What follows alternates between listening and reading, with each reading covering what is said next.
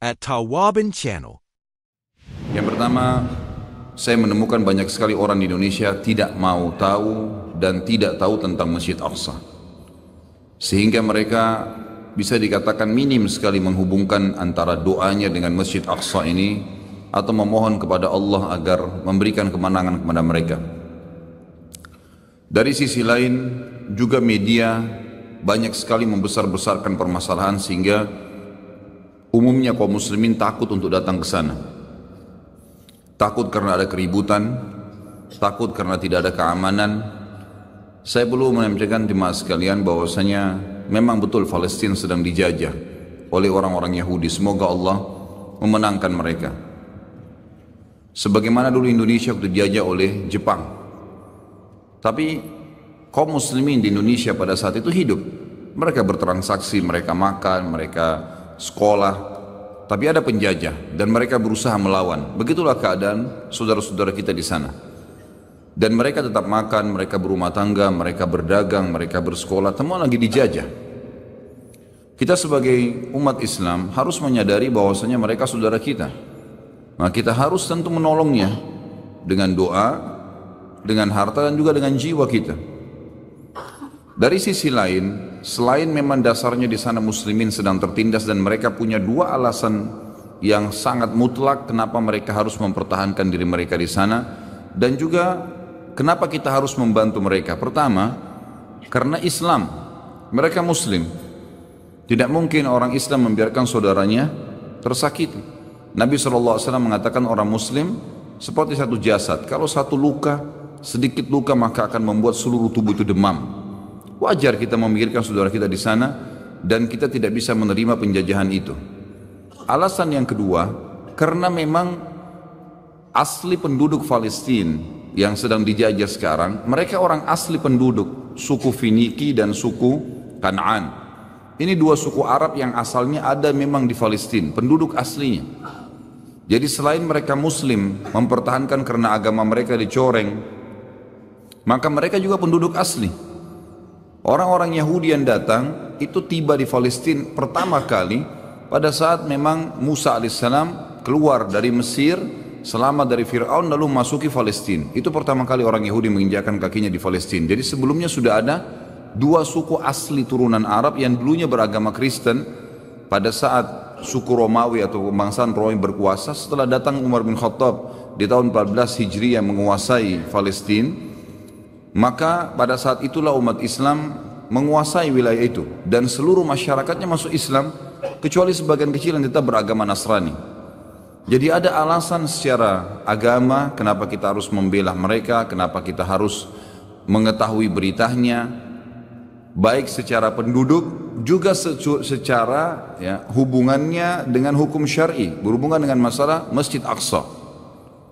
Masjid Aqsa ini saudaraku, selain penduduknya memang muslim yang harus kita bela, punya fadilah yang banyak dilupakan oleh kaum muslimin.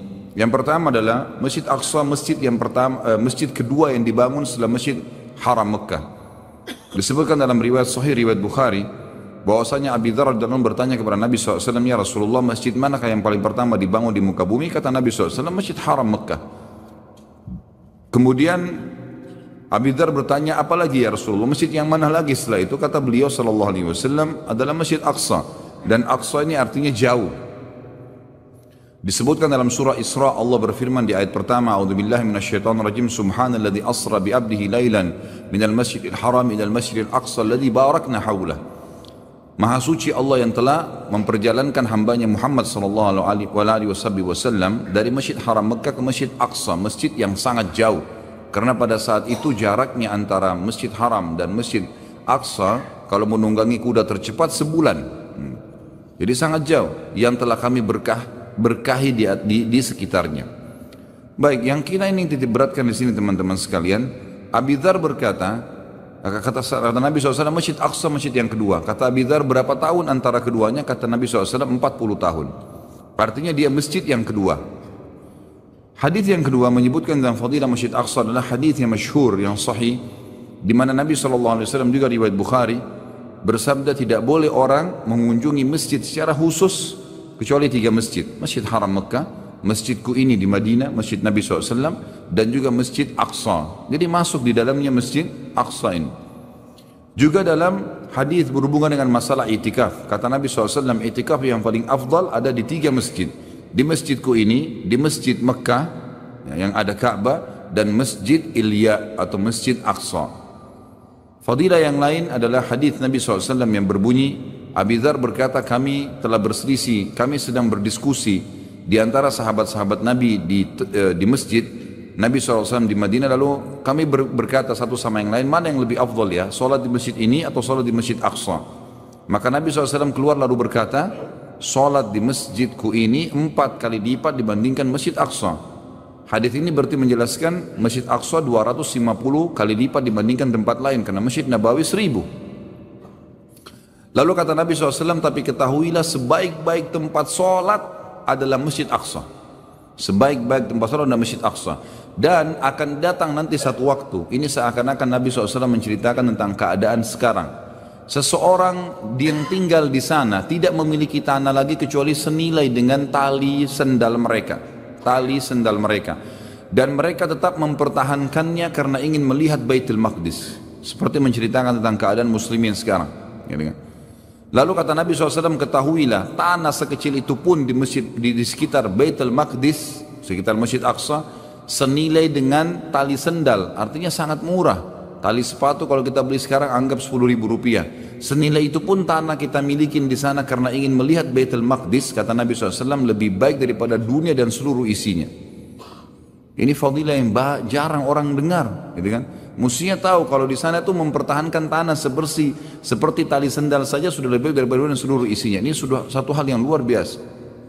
Hadis yang lain juga berbunyi, kata Nabi SAW, waktu ditanya oleh Maimunah radhiyallahu anha, istri Nabi SAW dari turunan Yahudi Quraidah, ada yang mengatakan, hamba sahaya Nabi SAW.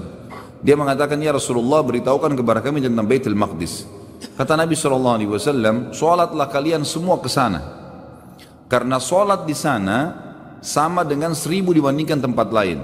Hadis ini lebih kuat daripada tadi 250 kali lipat, karena itu hadisnya hasan, ini hadisnya sahih.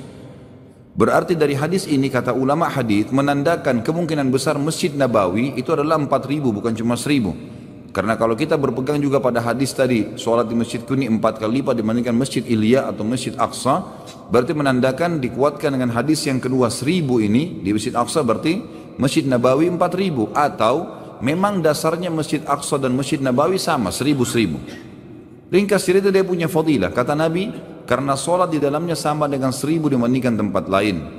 Kata Maimunah radhiyallahu anha, lalu bagaimana dengan orang yang tidak mampu ya Rasulullah, tidak bisa ke sana? Kata Nabi SAW, dia minimal menyumbang minyak untuk menerangi Masjid Aqsa. Jadi orang zaman dulu pakai minyak untuk nyalakan api. Minimal menyumbang minyak, karena siapapun yang menerangi Aqsa sama pahalanya dengan sholat di dalamnya. Ini enggak ada di Masjid Haram, ada di Masjid Nabawi fadilahnya. Ada yang lebih agung lagi fadilah yang luar biasa, adalah hadis Nabi SAW yang berbunyi, dan ini hadis sahih. Kata Nabi SAW, pada saat Sulaiman alaihissalam selesai merenovasi Masjid Aqsa, karena yang bangun kakek kesekiannya Ibrahim alaihissalam, datang keturunannya yang keberapa, kemudian Sulaiman, namanya Sulaiman, Nabi Sulaiman alaihissalam, beliau membangun Masjid Aqsa, dan beliau berkata, kata Nabi SAW, setelah Sulaiman membangun Masjid Aqsa, beliau meminta 3 hal. Yang pertama, minta agar seluruh hukum yang dia terapkan di masyarakatnya sesuai dengan hukum Allah, dan Allah telah memberinya. Jadi walaupun wahyu belum turun, Sulaiman mengambil sebuah keputusan, berarti itu sudah hukumnya Allah, dan Allah mengijabah itu. Yang kedua, dia meminta agar kerajaan diberikan tidak layak untuk orang sesudahnya, dan Allah juga sudah memberikan. Dan ini yang ketiga fadilah yang banyak muslimin tidak tahu. Kata Nabi SAW, dan Sulaiman meminta kepada Allah agar tidak ada orang yang datang sholat di masjid ini, Aqsa. Dan ini tidak dimiliki oleh Masjid Haram Mekah, tidak dimiliki oleh Masjid Nabawi di Madinah. Kata Nabi SAW, Sulaiman meminta agar tidak ada siapapun yang datang ke masjid ini sholat, tidak ingin kecuali sholat, walaupun sunnah, sholat tahiyat masjid misalnya 2 rakaat, kecuali setelah selesai sholat dia kembali seperti baru dilahirkan oleh ibunya, bersih dari dosa. Dan kita tahu fadilah ini hanya didapat pada saat orang sedang haji. Kata Nabi SAW, siapa yang haji tidak rafath, mengucapkan kata-kata syahwat pada bukan pasangan halalnya, fusuk, menyentuh secara fisik, dan juga jidal, berdebat-debat di haji, maka dia pulang seperti baru dilahirkan oleh ibunya. Tapi Masjid Aqsa, saudaraku, kita sholat di sana sama dengan, ya, satu kali sholat dibersihkan dosa seperti baru dilahirkan oleh ibu. Ini satu hal yang luar biasa. Jadi kalau ada kesempatan, kunjungin. Masalah kasuistik, saya bilang sama jemaah saya kemarin sekitar 33 orang, sama saya 34. Masalah kasuistik, ada orang menganggap nanti di sana berbahaya. Buktinya kita masuk gak ada masalah. Artinya memang ada lagi dijajah. Tapi turis kalau masuk tidak dipermasalahkan. Dan kami bisa sholat di Masjid Aqsa. Betul dijajah, betul memang Masjid Aqsa itu pintu gerbangnya dijaga oleh tentara Israel. Tapi mereka tidak berani nahan orang yang datang sholat. Dan di bagian dalam pintu gerbang Masjid Aqsa dijaga oleh polisi Palestina. Dan mereka tidak mengizinkan orang Yahudi satupun masuk ke dalam. Informasi bahwasanya orang Yahudi mau meruntuhkan Masjid Aqsa itu tidak benar. Itu tidak mungkin. Karena mereka sendiri menghormati Masjid Aqsa karena mereka anggap yang bangun Ibrahim alaihissalam, kakek mereka juga. Ya itu nggak benar, gitu kan? Bahkan ada salah satu sisi tembok Masjid Aqsa yang luasnya sekitar 1,4 hektar, luas sekali. Itu ada satu dindingnya, di situ dijadikan sebagai tembok peratapan oleh orang-orang Yahudi. Tiap hari mereka datang menangis, ya, menangis mengeluh di tembok itu. Kebodohan tentunya, tapi ini terjadi. Jadi mereka bukan merubuhkan, malah mereka mensucikan tempat itu. Mereka mensucikan, dan berapa kali orang Yahudi berusaha masuk, tapi selalu tertahan, gitu kan? Dari sisi lain, pada saat kita masuk, kita bisa sholat di sana mendapatkan fadilahnya. Kita bisa bertemu dengan saudara kita muslim, dan pada saat kami datang luar biasa mereka menyambut dengan sangat hangat. Imam masjidnya Syekh Yusuf menyambut kami, dan sempat kami diajak ke madrasahnya, diterangkan tentang kegiatannya. Kemudian juga ada banyak kelompok muslimin yang sedang sholat, bertemu pada saat berpapasan, ditanya dari mana. Itu pada saat dia tahu kita dari luar, dipeluk dengan beliau mengatakan, kedatangan anda saja di sini sudah cukup buat kami. Ini sudah sebuah motivasi yang luar biasa, karena Yahudi nggak mau kita masuk ke sana banyak-banyak. Kalau orang banyak yang masuk, maka makin banyak, makin menguatkan jiwanya kaum muslimin. Kedatangan saja. Dan ternyata saudara kita dari Turki yang sangat paham ini. Turki sekarang membuka penerbangan satu minggu bisa 3 pesawat. Berarti 1.000 orang muslim Turki masuk ke Aqsa setiap minggunya. Dan waktu ditanya oleh orang kita, orang Indonesia yang masuk cuma 40-50 orang sekali datang. Ini kenapa kalian datang ke sini? Mereka bilang kami tidak mau kehilangan masjid ini. Jadi makin banyak muslimin datang, makin menguatkan jiwa mereka. Satu sisi lagi, kan gitu. Jadi sisi yang pertama kita sholat di sana fadilahnya besar. Sisi yang lain kita mengunjungi saudara kita muslim yang sedang tertindas. Sisi yang lain kita bisa mendapatkan fadilah menyumbang. Di dalam Masjid Aqsa itu ada kotak yang dibentuk oleh Syu'un Islamiyah, di sana ada lembaganya sendiri, lembaga pemerintahan Palestina untuk membangun Masjid Aqsa. Jadi saya bilang sama jemaah saya, ini kotak, tinggal masukkan sumbangan langsung, nggak pakai LSM lagi. Ini masjidnya langsung. Sekitar masjid banyak janda-janda yang memang suaminya mati syahid, anak-anak yang orang tuanya mati syahid, bisa disumbang, bisa dibantu langsung. Saya bertemu dengan satu orang bapak, umurnya mungkin sudah 80 tahun. Dia menjual gambar Masjid Aqsa sambil dia mengatakan, akhi, saya punya anak 10 dan saya biayai mereka. Dari uang, beli gambar ini $1. Gitu. Jadi kesempatan membantu mereka, gitu kan? Kesempatan membantu mereka. Sisi yang lain lagi, bisa kita niatkan untuk ribat. Ribat ini dalam hadis sahih riwayat Imam Muslim, kata Nabi SAW, ribatu yauman fisabilillah khairu minad dunya wa ma fiha. Ribat itu mengikat diri di perbatasan antara muslimin dengan orang-orang penjajah, orang kafir, di medan jihad lah. Dan seluruh Palestina sekarang lokasinya sama. Seluruh Palestina sekarang medan jihad, seluruhnya, tidak terkecuali, karena lagi dijajah, gitu kan? Maka dengan kita datang ke sana, kita bisa niat ribat. Karena pada saat kami ke masjid dari hotel, alhamdulillah orang-orang muslim yang punya hotel, ada punya rumah makan di sana, ada sekolah. Tapi pada saat kami ke Masjid Aqsa, memang di kiri kanan banyak polisi tentara-tentara Israel. Kita bisa niatkan ribat, gitu kan? Kalau memang Allah Subhanahu wa ta'ala takdirkan meninggal di sana, sudah ajalnya, itu luar biasa. Karena orang kalau terbunuh mati syahid di tangan ahli kitab, Yahudi dan Nasrani, pahalanya double syahadah. Dalam hadis sahih dikatakan, terbunuh dengan ahli kitab mendapatkan 2 pahala syahadah. Double, beda dengan kalau orang Hindu, orang Buddha. Jadi banyak sekali fadilah. Yang saya ingin bagi teman-teman sekalian, kalau Allah berikan kemudahan umrah, kemudian ada kelebihan rezeki ke sana, masuk dan jangan ragu. Dengan izin Allah tidak ada apa-apa, tapi kita minimal sekali seumur hidup bisa pernah menginjakkan kaki di sana dan bisa melihat apa yang telah Nabi SAW perintahkan kepada kita. Secara histori, kita juga mendapatkan banyak sekali pelajaran di situ. Di antaranya adalah pohon garqat yang Nabi SAW ucapkan. Nanti pada saat Dajjal terbunuh di tangan Isa, putra Maryam, maka seluruh pengikutnya dari Yahudi menyebar di wilayah Palestina. Dan itu wilayah Palestina itu ada sekarang di antara Masjid Aqsa sama Gunung Zaitun, Bukit Zaitun, ada lembah. Sekarang oleh orang-orang Yahudi dijadikan kuburan. Mereka anggap itu lembah suci. Ternyata orang-orang Yahudi berkeyakinan di sini nanti di akhir zaman mereka akan dibantai. Mereka berkeyakinan begitu dan sekarang mereka sudah kubur-kubur jenazahnya di situ. Subhanallah, ya.